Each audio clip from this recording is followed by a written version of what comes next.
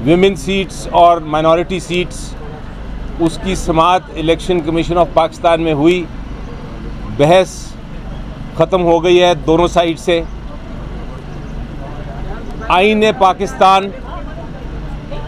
पाकिस्तान बड़ा वाज़ेह तौर पे ये कहता है कि जितनी किसी सियासी जमात ने जितनी सीटें जीती हों इलेक्शन में, उनको सिर्फ़ और सिर्फ उन सीटों के मुताबिक माइनॉरिटी सीट्स और वुमेन सीट्स मिलेंगी। यानी कि अगर किसी जमात ने 10 सीटें जीती हों नेशनल असेंबली में, तो उसको उस 10 के अगेंस्ट जितना उसका हिस्सा बनता है वही मिलेगा। उन 10 सीट से आगे हिस्सा नहीं मिल सकता। आज अजीबोगरीब बात देखी, बहुत ही अजीबोगरीब बात देखी, जिस पे मुझे बहुत अफसोस भी हुआ। अफसोस इसलिए हुआ कि हमारी जो सियासी जमातें हैं वो जमहूरियत की तो बात ज़रूर करती हैं, लेकिन जब मौका मिले तो किसी और के हिस्से पे गबन करने की कोशिश करती हैं।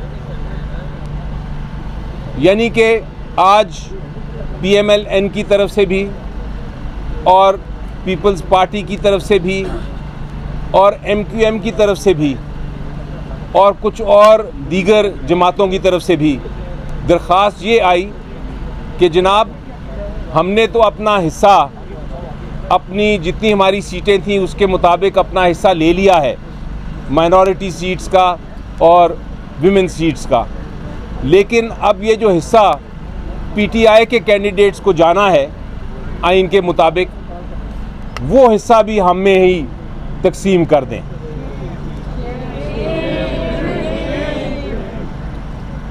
हमने इलेक्शन कमीशन ऑफ पाकिस्तान को सामने बताया कि आइन को आप तब्दील नहीं कर सकते। आइन में जो हिस्सा उनका है वो हिस्सा उनको आप दे चुके हैं। आइन में जो हिस्सा PTI के बैक्ड जो कैंडिडेट्स हैं, जो PTI के कैंडिडेट्स हैं जिन्होंने सुन्नी इत्तेहाद में ज्वाइन किया है, उनका हिस्सा आपको आइन के मुताबिक देना ही देना है। हमने ये भी कहा कि आप ये खाली भी नहीं छोड़ सकते, क्योंकि जो विमेन माइनॉरिटी इनके जो हिस्से हैं, इनके जो कैंडिडेट्स हैं, ये कोई खैरात नहीं है, ये आइनी हक है।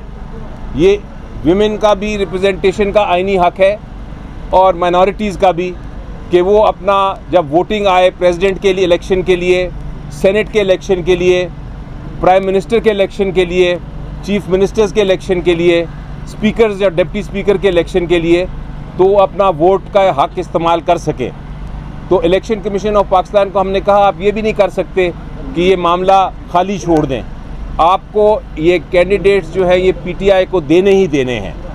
एक बहस की गई कि जनाब, जो सुन्नी इत्तेहाद है ये एक पॉलिटिकल जमात तो है, लेकिन इन्होंने पार्लियामेंट में कोई सीट नहीं जीती, इसलिए इनको जो कैंडिडेट्स ने, PTI के कैंडिडेट्स ने जो उनके साथ अंदर शामिल हुए हैं, उनके शमूलियत के बाद भी उनको ये माइनॉरिटी सीट्स नहीं दी जा सकती और विमेन सीट्स नहीं दी जा सकती। उस पर भी हमने आर्टिकल 51 दिखाया इलेक्शन कमीशन ऑफ पाकिस्तान को जवाब में, और ये बताया कि वहाँ लफ्ज़ इस्तेमाल हुआ है कि कोई भी पॉलिटिकल पार्टी को ज्वाइन किया जा सकता है। किसी भी पॉलिटिकल पार्टी को जो इंडिपेंडेंट कैंडिडेट्स हैं वो ज्वाइन कर सकते हैं। ये कोई कदगन नहीं लगाई आइन में कि उस पॉलिटिकल पार्टी को ही ज्वाइन कर सकते हैं जो पार्लियामेंट में हो, बल्कि पाकिस्तान की आइन में पार्लियामेंट्री पार्टी को अलग एक हैसियत दी गई है। वहाँ लफ्ज़ इस्तेमाल हुआ है आर्टिकल 51 में पॉलिटिकल पार्टी सिर्फ। दूसरी बहस ये की गई कि जनाब, सुन्नी इत्तेहाद ने लिस्ट नहीं दी।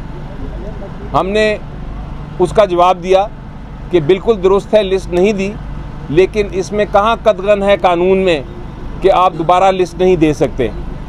अब जबकि सुन्नी इत्तेहाद में इतने सारे जो कैंडिडेट्स हैं वो ज्वाइन कर गए हैं, उनकी तादाद पाकिस्तान में सबसे मेजॉरिटी में आ गई है, तो आपको कोई कदगन नहीं है इलेक्शन कमीशन ऑफ पाकिस्तान के ऊपर कि वो दोबारा से एक शेड्यूल अनाउंस करके तो इन विमेन जो हमारी सारी कैंडिडेट्स हैं और माइनॉरिटी के जो कैंडिडेट्स हैं उनकी स्क्रूटनी करके उनको रिज़र्व सीट्स दे दें। यही इंसाफ का तकाजा है।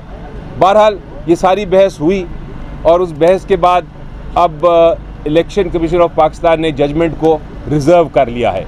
तो उम्मीद तो मेरी ये है, हम सब की उम्मीद ये है कि आइन और कानून के मुताबिक फ़ैसला होगा और फिर हम इंशाल्लाह आगे चल सकेंगे। अगर ये नहीं हुआ, अगर हमारी सीटें छीन के तो दे दी गई, PMLN या पीपल्स पार्टी में बांट दी गई, अगर ये गबन जो है गैर कानूनी गबन वो अगर हो गया तो फिर हम ज़रूर सुप्रीम कोर्ट जाएंगे।